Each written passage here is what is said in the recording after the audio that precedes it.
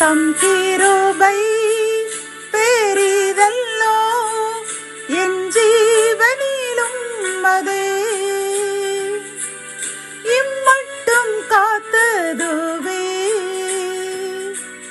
இன்னும் தேவை கிருபை தாருமே இன்னும் தேவை கிருபை தாருமே. கர்த்தரும் இரட்சகருமாகிய இயேசு கிறிஸ்துவின் ஈடு இணையற்ற நாமத்தில் சேனைகளின் கர்த்தர் ஊழியத்தின் மூலம் 31/3/2025 இந்த நாள் உங்களுக்கும் உங்கள் சந்ததிகளுக்கும் மகிழ்ச்சியின் நாளாக அமையவிருக்கின்றது என்று மனதார வாழ்த்துகின்றேன். இன்று நாம் அறியவிருக்கும் கிருபையின் வார்த்தைகள் சங்கீதம் 42:11. என் ஆத்துமாவே, நீ ஏன் கலங்குகிறாய்? ஏன் எனக்குள் தியங்குகிறாய்? தேவனை நோக்கி காத்திரு. என் முகத்திற்கு இரட்சிப்பும் என் தேவனுமாயிருக்கிறவரை நான் இன்னும் துதிப்பேன். கத்தோலிக்க வேதாகமம் இவ்வாறு கூறுகின்றது: என் நெஞ்சே, நீ நம்பிக்கை இழப்பது ஏன்? நீ கலக்கமறுவது ஏன்? கடவுளையே நம்பியிரு. என் மீட்பராம் கடவுளை இன்னும் நான் போற்றுவேன். என் கடவுளின் மீட்பு செயல்களை முன்னிட்டு இன்னும் நான் அவருக்கு நன்றி செலுத்துவேன் என்கின்றது.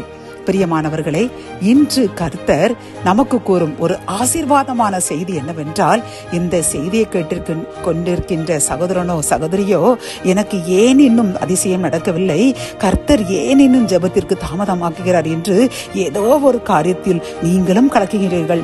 உங்கள் ஆத்துமாவும் நிம்மதியற்று சோர்ந்து போய் அப்படியே நடைமுடமாக வாழ்ந்து கொண்டிருக்கின்றீர்கள். அவ்வளவுதானே? கர்த்தர் உங்களை பார்த்து கூறுகின்றார், ஏன் நீ கலங்குகின்றாய்? ஏன் உனக்குள் தேங்குகின்றாய்? என்னை நோக்கி காத்திரு. உன் முகத்திற்கு இரட்சிப்பும் நான் உனக்கு தேவனாயிருக்கிறேன். நீ இன்னும் என்னை அதிகமாக துதி செய்.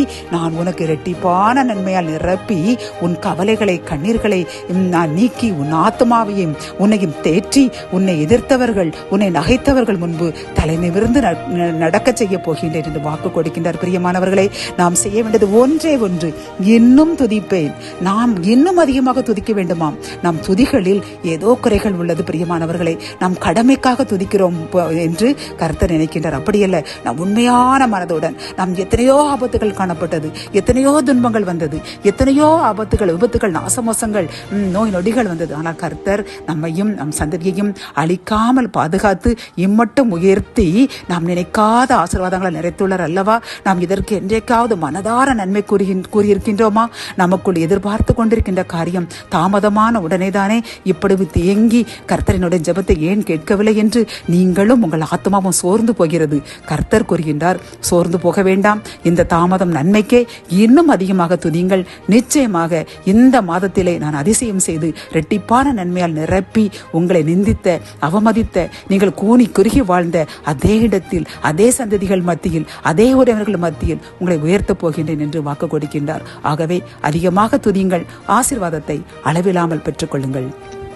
ஜபம். என் அன்பு தகப்பனே, இந்த கிருபையின் வார்த்தைகள் மூலமாக கலங்கி தவித்த அவர்களும் அவர்கள் ஆத்மாவும் சோர்ந்து போய் இனி எனக்கு எப்பொழுது விடுதலை கிடைக்கும், எனக்கு நன்மை எப்பொழுது வரும் என்று தேங்கி கிடந்த சோர்வில் இருந்த, கவலையில் இருந்த இந்த சகோதரனுக்கும் சகோதரிக்கும் நீ இன்னும் அதிகமாக துதி, நான் உனக்கு இரட்டிப்பான நன்மையை தந்து தலை நிமிர செய்ய போகிறேன் என்று கூறின இந்த கிருபையின் வார்த்தைக்காக நன்றியப்பா. இதை கேட்டுக்கொண்டிருக்கின்ற சகோதரனோ சகோதரியோ இன்னும் அதிகமாக துதிப்பேன் என்று பொருத்தனை செய்கின்றார்கள். அவர்கள் பொருத்தி ஏற்றுக்கொள்ளுங்க. இரட்டிப்பான நன்மையால் நிரப்பி அவர்கள் தலைகுனிந்த இடத்தில் தலை நிமிர செய்யுங்க. மீட்பர் இயேசு கிறிஸ்துவின் மூலம் ஜெபம் கேளும் நல்ல தகப்பனே. ஆமேன்.